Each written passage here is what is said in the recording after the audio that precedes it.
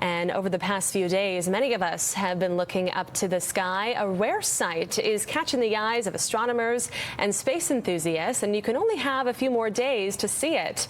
Our Mike Yawney is learning more about the comet NEOWISE. Good morning, Mike.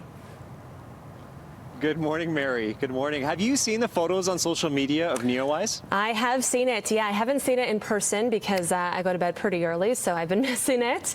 But the photos look pretty cool.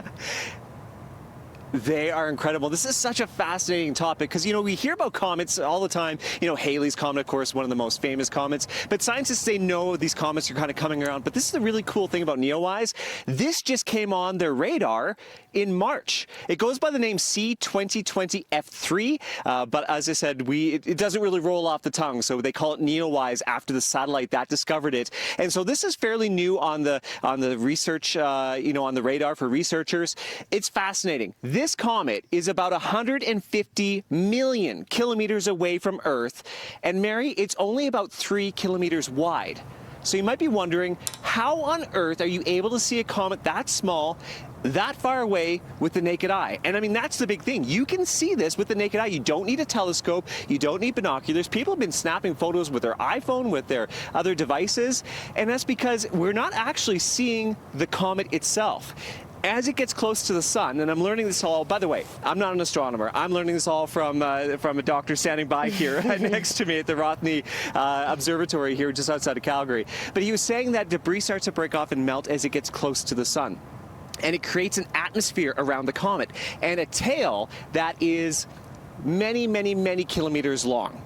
And so we're actually not seeing the comet, we're seeing the atmosphere that the comet is creating as it's starting to melt. It's pretty fascinating. And the other thing is that we're pretty lucky in Canada we get to see this. The further south you go, you can't see this. Some of the top states, the northern states, will be able to see it, but really Canadians are getting the best view of NEOWISE over the next few days.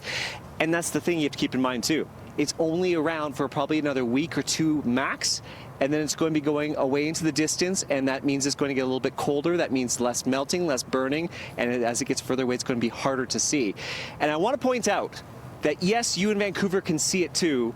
You want to wait about an hour after sunset, and you want to look to the northwest and about 20 degrees up. Now, if you're living in downtown Vancouver, you probably want to go to the burbs a little bit further, but you can see it with the naked eye, and that's the coolest part about this. Wow, okay, I'll be heading to my cousin's this weekend. She has a telescope, so I'll be sure to take a look, and I'll try to stay up past 9 o'clock. You don't even need the telescope. That is the cool thing. And I want to say, try to see it if you can, because once it gets out of distance and out of eyesight, it's not going to come around for another 6,500 years. So it really is a once-in-a-lifetime thing. Incredible. I had no idea Canadians had the best view. How lucky are we? That's incredible. Prime seats, right? Prime seats, front row viewing. Okay, thank you so much, Mike Yawney, for joining us this morning.